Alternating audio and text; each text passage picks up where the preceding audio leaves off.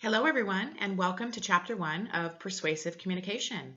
I'm looking forward to working with you all this semester and to learning more about the many issues that go into the process of persuasion. And so let's get started.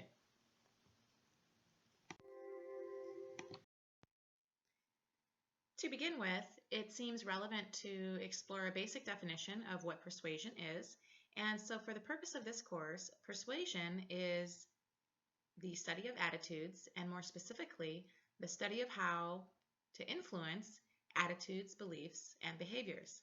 Persuasion also applies in terms of our own influence, how other people or interests or groups may actually persuade us to adopt attitudes, beliefs, or behaviors. And we can also think of persuasion in terms of how we persuade ourselves. So the process of persuasion is not necessarily always a interactive external process, but in fact, on a daily basis, we are actually engaging in persuasive communication in terms of intrapersonal communication, which is communication with ourselves. So let's think about it more broadly, though, in terms of the types of people that may use persuasion. And just to get us started, it seems like a good starting point to look at some of the different professions or different interests that we might think of more traditionally when we think of the study of persuasion. But generally speaking, all of us are using persuasion most of the time. However, when we think about persuasion, most of us probably thought first about the big bad advertising industry. We do know that most of us are exposed to probably thousands, if not millions, of ads by the time we reach 18 years old. And in fact, advertising companies spend millions and millions of dollars every year to research, develop, and disseminate these persuasive ads that they hope will influence you or me or people we know to buy products or to buy into various beliefs. Or public service announcements or public service campaigns, for example, are often focused on trying to reach people who maybe need some information about a health issue or risky behavior, right? So we can certainly think of advertising in the media as one source of persuasion, but we also know by watching campaigns and watching some of the things that people talk about in political campaigns that politicians, and not just politicians, but political interests, use persuasion a lot to try to achieve various goals in terms of the agenda that they want to play out in a given society or culture or community. Educators also use persuasion. So for example, what I'm doing right now as the instructor for this course is I am persuading all of you about why it's important for us to study persuasion, right? And in fact, you could think of education as a persuasive process, not just from the class that you take with a specific educator, but basically from the beginning of our educational experience, we are being socialized and conditioned to buy into, if you will, the persuasive experience, which goes along with getting a good education, right? So we go to school, we get a good education, then we come to college, and we learn about various other issues. And the minute that you walk into a person's classroom, someone who's teaching that class, you get a sense of who they are as a person. You may develop certain assumptions about what they're like, or who they must be based on the way that they decorate themselves or stand or speak or carry themselves. All of these things can influence the persuasive process. So educators are certainly using persuasion on a daily basis. Some of you are even thinking of becoming advertisers or educators or corporate individuals yourself. And these people, folks in these kinds of career positions, certainly use persuasion on a daily basis as well. We can think of litigation proceedings or lawyers. They definitely tend to use persuasion, the art of logic and building logic. We can think of corporate executives who are charged with selling various products or various services, right? There's clearly a persuasive element involved with getting people to adopt the value that they should buy something, right? Along the lines of the advertisers.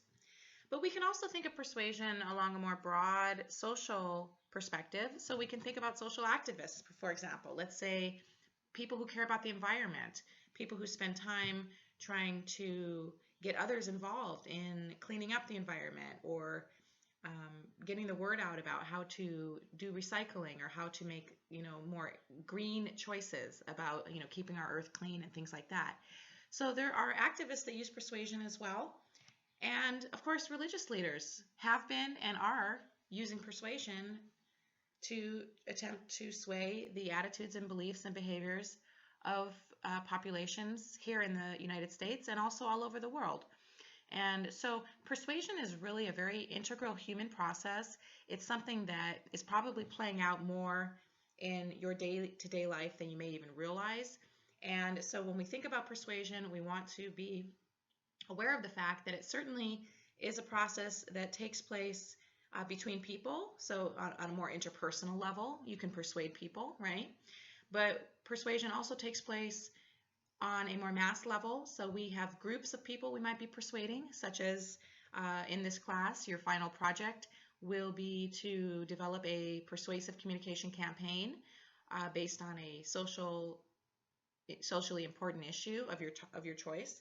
So those types of campaigns are based on trying to persuade audiences or larger groups of people. You can think of persuasion from a mass perspective. So, with advertisers, the media, even nowadays with mediated communication, a lot of religious leaders are able to reach people in their homes through television and webinars and things like that. And also, we want to come back to the starting point, which is we also use persuasion with ourselves on a daily basis. In some ways just to get out of bed, right? So maybe your alarm goes off and you don't feel like waking up, but you have to go to work so that you can make money, or you feel like you need to study so that you can get a good grade. And so there are things that you're telling yourself on a daily basis which are creating attitudes that are being reified or confirmed, and of course those attitudes tend to shape our behavior as well. So persuasion is really a process that's happening internal, so micro within ourselves, but it also happens between people, and it's also happening on a more mass mediated level as well. So just to start out, we want to begin to think of the persuasive process as something that is very context specific, and what would persuade one person in an interpersonal context might not persuade a mass group of people, a mass media audience, right? So these are some things to think about as we start out, and we're going to get into a little bit of history of persuasion. And so let's get to it.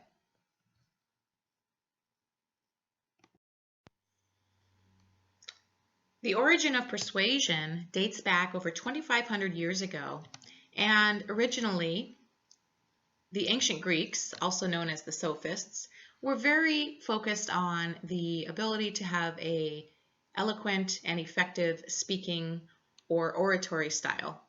And so the sophists were very focused on the ability to persuade the public, to use good, solid logic to do so.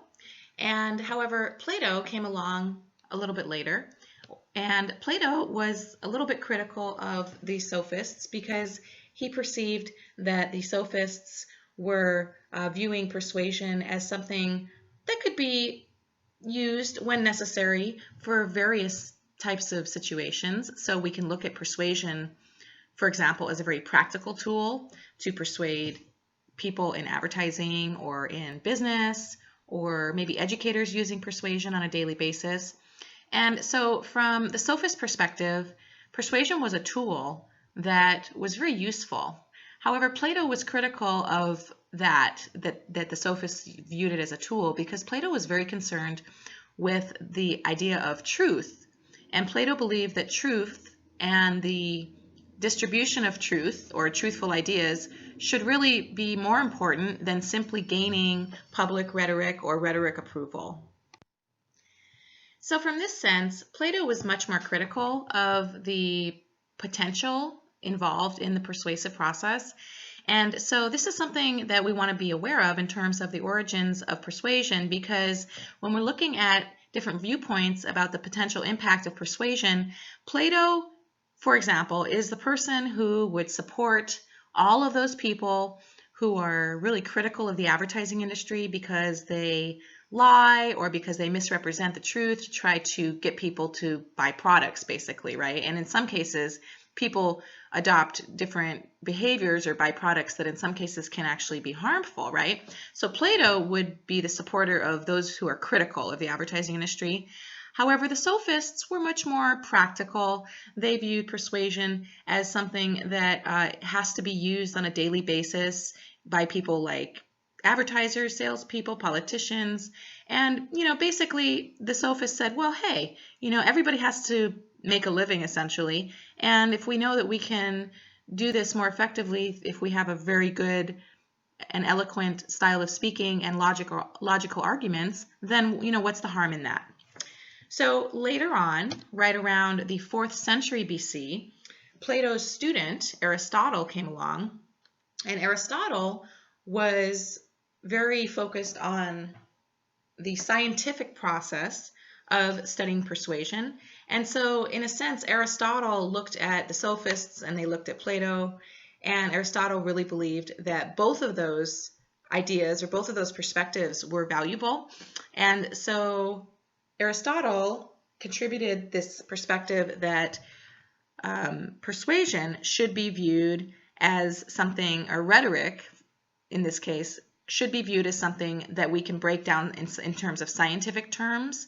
And so based on his analysis of the process of persuasion, Aristotle came up with 3 different aspects of the process of public speech.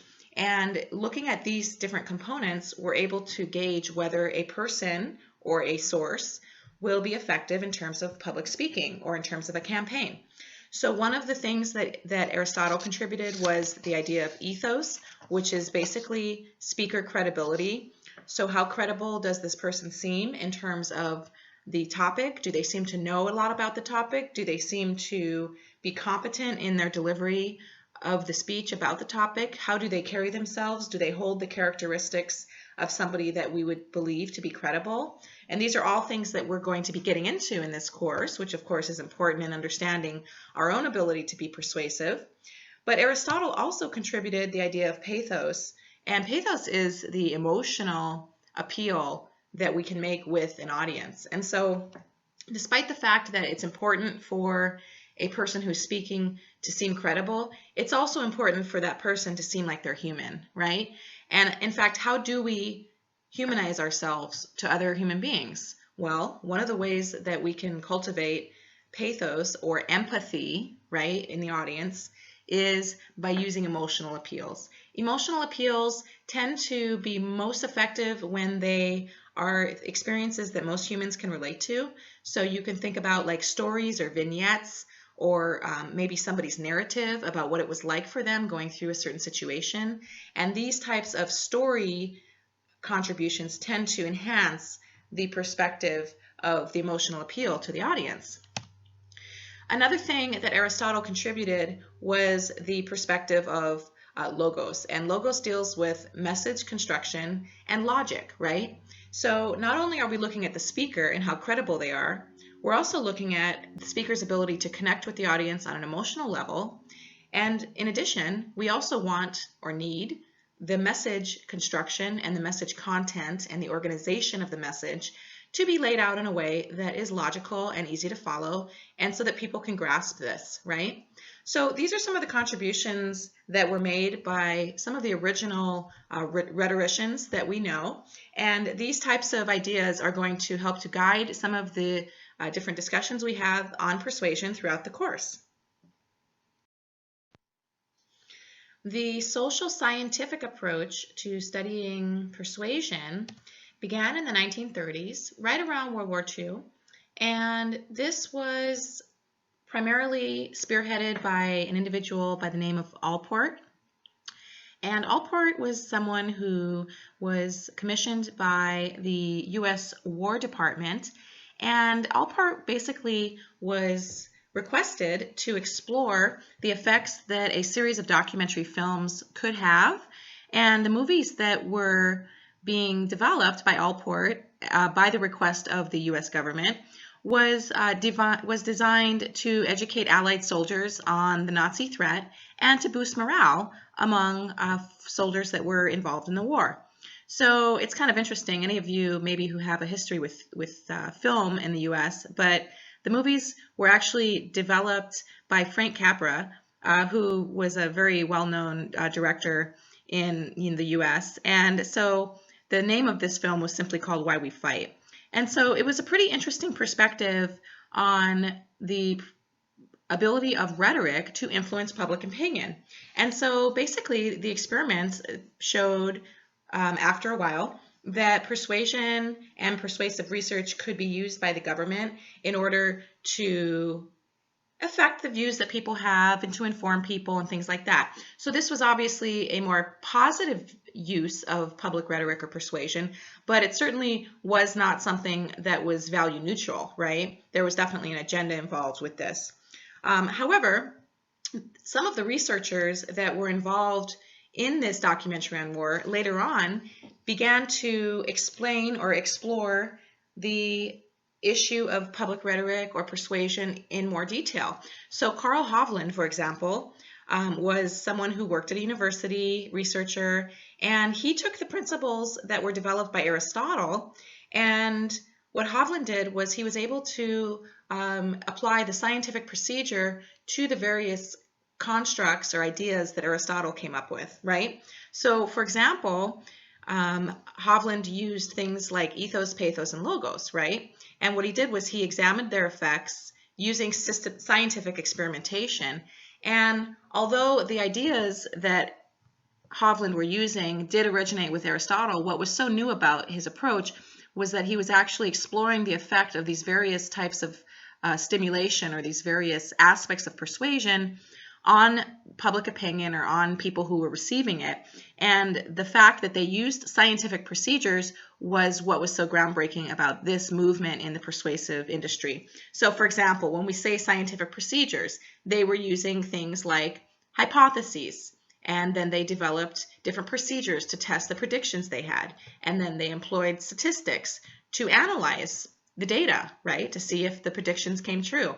And then they basically reported the findings in scientific journals, which of course is involving in the peer review process. And the peer review process is basically the process where when we submit our research to a peer-reviewed journal or peer-reviewed books or things like that, you're opening it up to the scientific community for review, for scrutiny, and basically for improvement, right?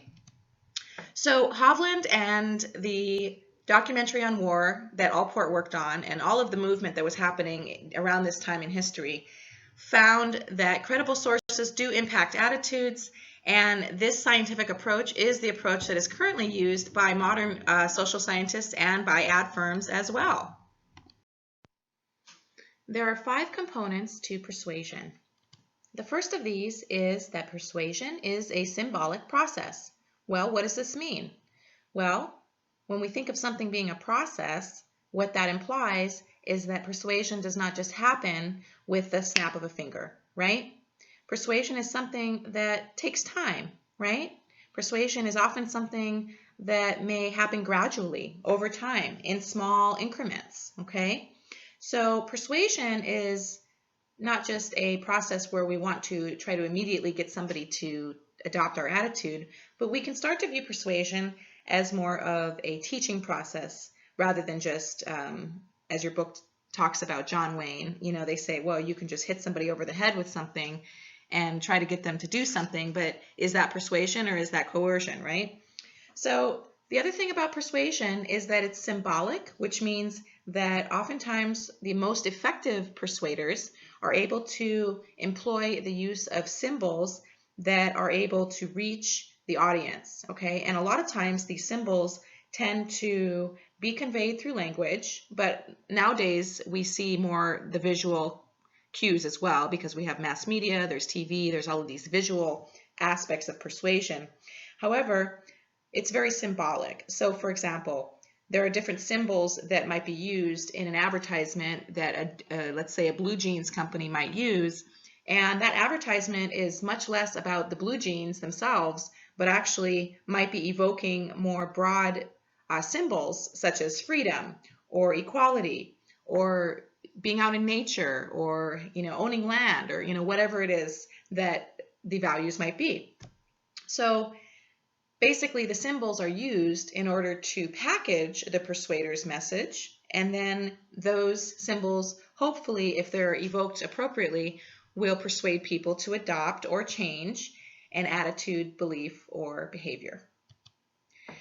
Persuasion also involves an influence attempt. So when we think about trying to change somebody's behavior, we can think about the fact that there is a conscious attempt on the sender's side to influence the ideas or attitudes of another person, right? Or to not only influence, but to change, right? So we can think about persuasion as a conscious attempt to influence another person or another party. And along with this is the awareness that the person who's receiving the message has a mental competence to change their perspective, right? So your book goes over this idea of, whether young children are capable of persuasion. Have they really been persuaded if they're, trying to get that candy bar in the grocery store? For the purpose of this course, we're going to be thinking of persuasion as something that is happening more along the lines of more mature individuals, right?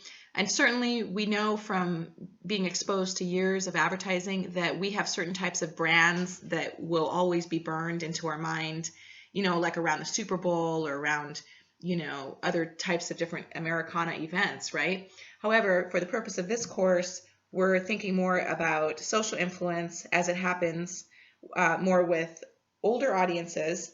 And we also want to be conscious of the fact that there might be a lot of attempts to influence that are not necessarily effective persuasion interactions, right? So, for example, if you're sitting there telling a story to someone at work about maybe a coworker, and, obviously that's a type of gossip, right?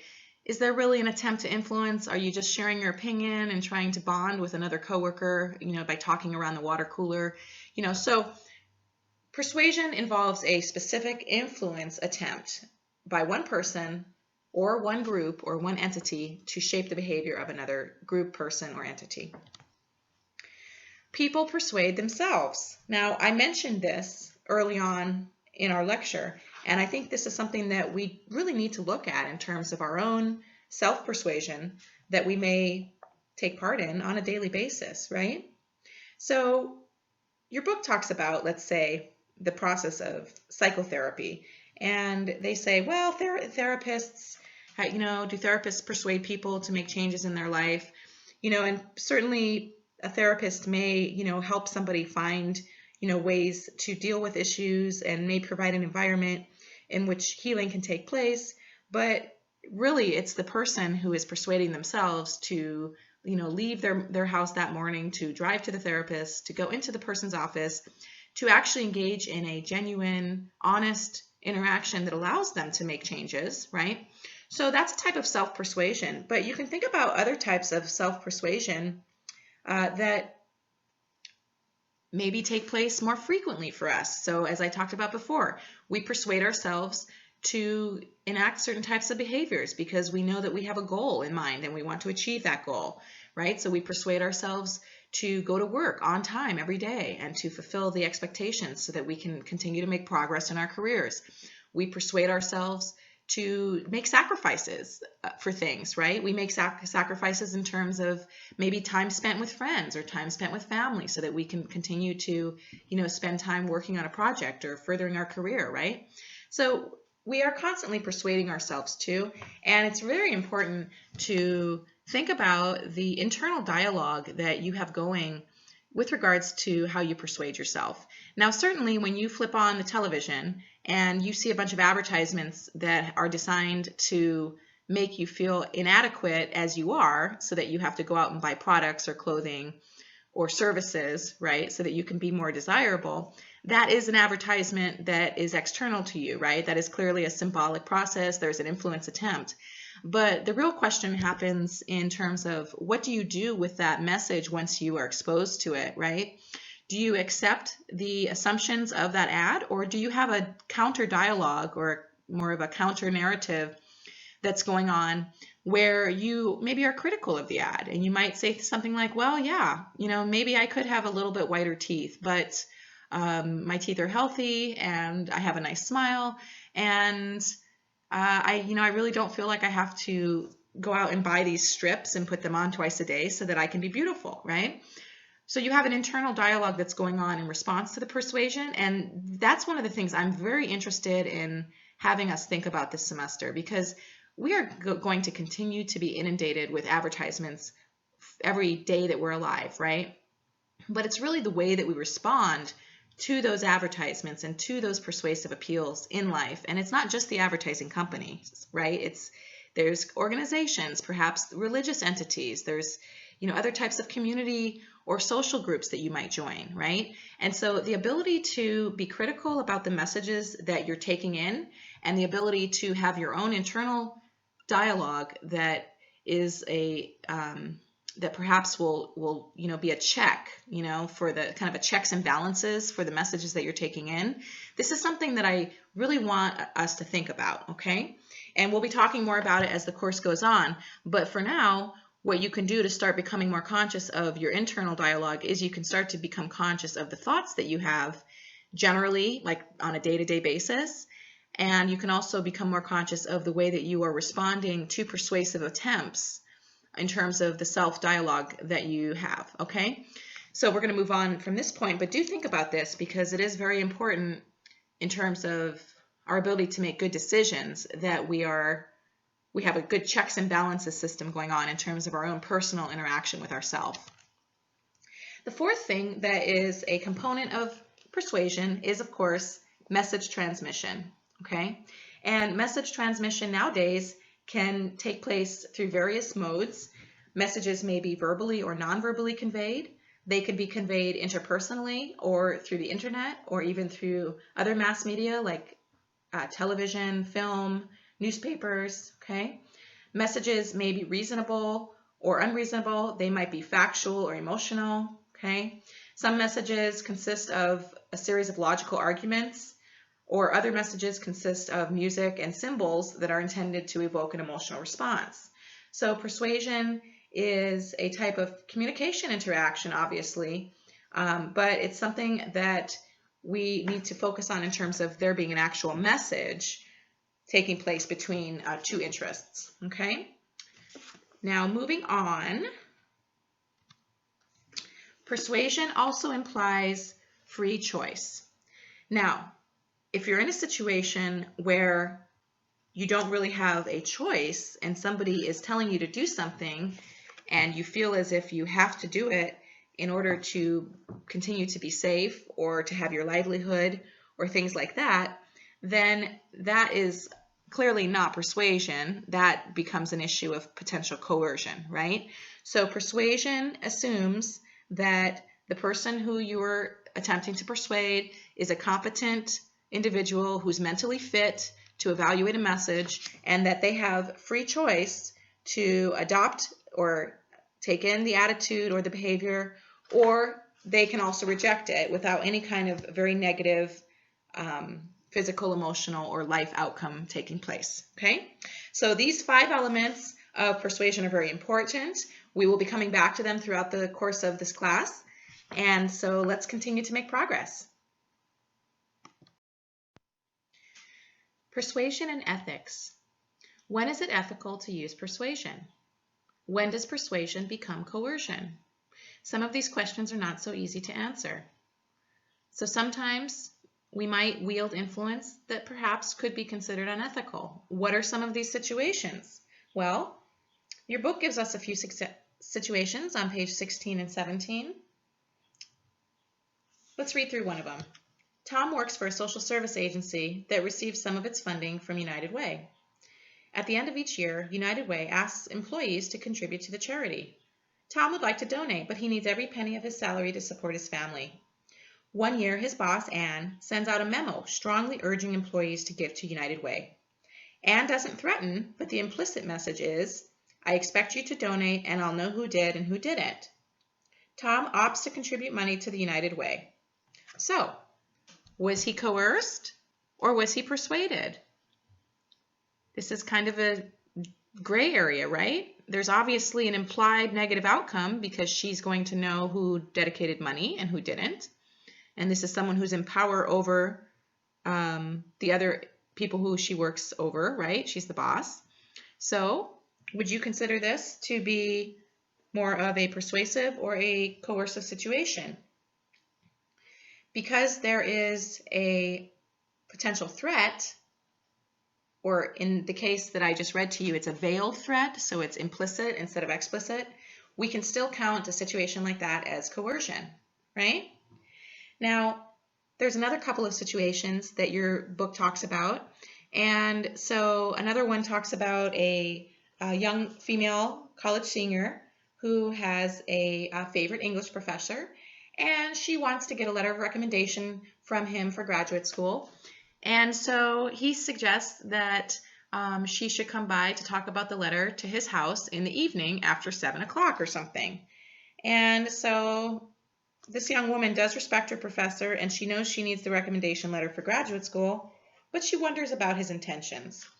She accepts the offer. Was she coerced or was she persuaded, right? That situation is maybe not so cut and dry. However, from an educator's standpoint, I would argue that a male professor inviting a female student to his house after hours is highly inappropriate. And so from my perspective, I would say that that's a coercive situation because the student needs a recommendation letter from the professor. So in this situation, you see that there's something that one person needs that the other person has, right? And there's that implied threat of, if you don't align with what I ask you to do, you won't get that thing that you need. And so again, that's a type of a coercive situation that I probably don't need to go into anymore, but you can start to ask yourself, well, is this truly persuasion or is this coercion? Now, when you have people in relationships and one person is withholding love, so for example, something happens and let's say one person doesn't get the response or doesn't get something, or maybe a new television or something for the house or a trip that they wanted or something. And so perhaps rather than accepting that decision on their partner's end, they might try to use various emotional coercion techniques. So the silent treatment or punishing behaviors, right? Or things like that. Those, I think, all would also qualify as coercive. Okay, it's not, so yeah, you might end up getting somebody to do what you want because they don't want to be emotionally abused. But is it persuasion, or have you coerced them with emotional abuse, right? So we can think of persuasion even in our relationships, and are we really using the types of appeals that we should be using if we want to be ethical communicators, right? And in most cases, most of us would agree that we do not want to be coercive in our family or romantic relationships or even our friendships. So this is definitely something for us to think about. According to Kant, Kant believes that persuasion is inherently a process that uses people and uses them to achieve one's desired outcomes. He sees persuasion as a means to an end and not as a value in itself. However, as we discussed, Aristotle perceives that persuasion can be used for both positive and negative viewpoints, positive and negative outcomes. So when we think about the difference between persuasion and coercion, they are not polar opposites, but in fact, we can start to see them on a continuum, okay? And so some types of situations may be a little bit more on the persuasive, ethical side. However, other types of situations may be leaning a little bit more towards the left or the coercion side, okay? Now, clearly, if we're going to be ethical communicators, we should all strive to use persuasion responsibly rather than irresponsibly or through coercion. The bad boys of persuasion. We would be missing something very important if we did not address the bad boys of persuasion, which are basically the use of propaganda and manipulation, okay? So we're going to talk through this for the next few minutes, and it's good to keep this in mind as we continue throughout the course. Propaganda is a type of mass communication distribution or mass information dissemination campaign that has been used many times in the past in terms of political interests. So, for example, propaganda was used by Hitler in Nazi Germany. The Chinese communists used propaganda during the Chinese Revolution. They probably are still using propaganda now. We saw that there was propaganda used by Saddam Hussein. Okay, there are also a lot of different types of cult, or in some cases religious groups, that might use propaganda to influence mass opinion. So the basic idea behind propaganda is it's a mass media or mass influence attempt, usually through mass media. And so this can be done through newspapers, it can be done through television or radio, it can be done by dropping pamphlets from airplanes so that they land around people's houses. Okay, that was what they did back before they had more mass mediated techniques. Okay.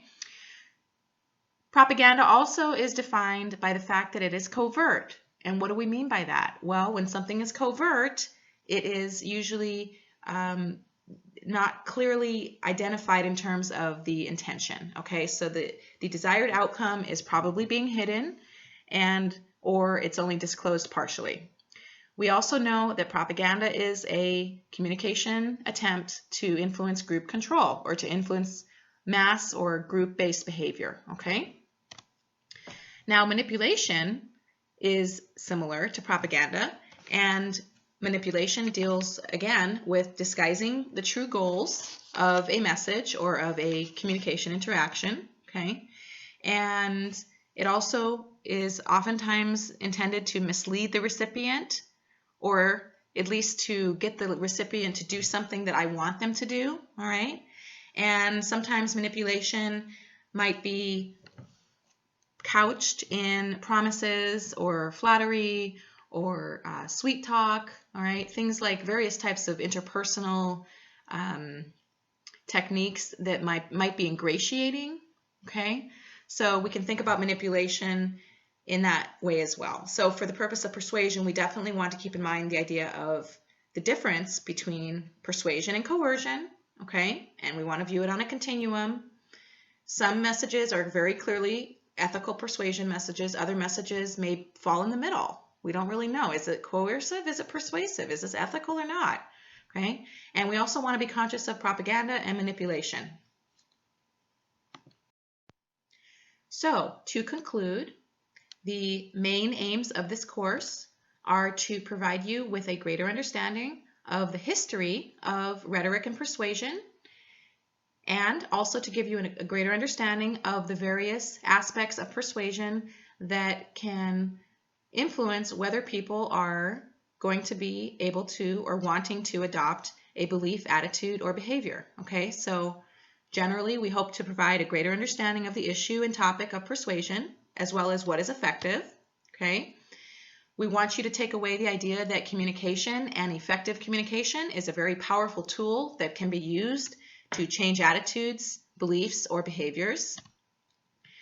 This course is also intending to give you some insight into some of your persuasive strengths and also some of your potential biases. So all of us that are taking this course already have a whole host of ideologies, beliefs, attitudes, assumptions that we have that have been cultivated in us from the beginning of our lives until today. So this course is also going to allow you to explore some of those attitudes and beliefs that you may have. Sometimes we may not even be aware of them. And so hopefully by learning some of our attitudes and beliefs, and more specifically getting some insight into some of our biases, this will allow us to be more effective communicators. Because if I know that I have a bias towards one group or against another group, then I can make sure that when I am persuading or communicating with people who belong to various types of group memberships, that I am not letting my own personal bias impact my persuasive message and my ability to reach people, regardless of whether they are the same as me or whether they have the same beliefs as me. Okay? So that's why we want to look into some of our own internal assumptions and beliefs. We also want to cultivate greater tolerance towards different attitudes. And again, the ability to be more open to looking at different viewpoints will only add to our ability to be effective persuaders.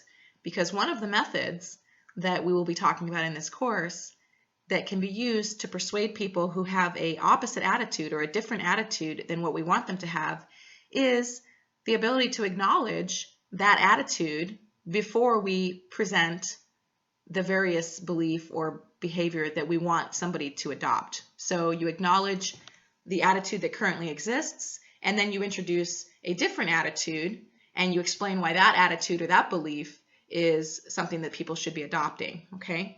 So we want to get more tolerant of other attitudes so that we can be persuasive communicators. We also want to learn more about the process of persuasion so that we ourselves can resist unwanted influence in our own lives. This is very important in many ways.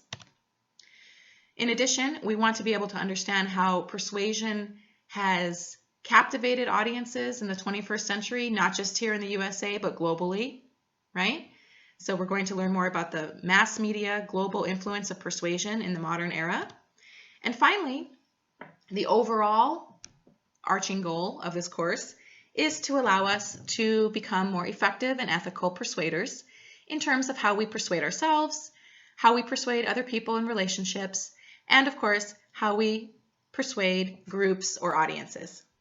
This is the end of Chapter 1. Thank you for your time, and I look forward to meeting with you all again in Chapter 2.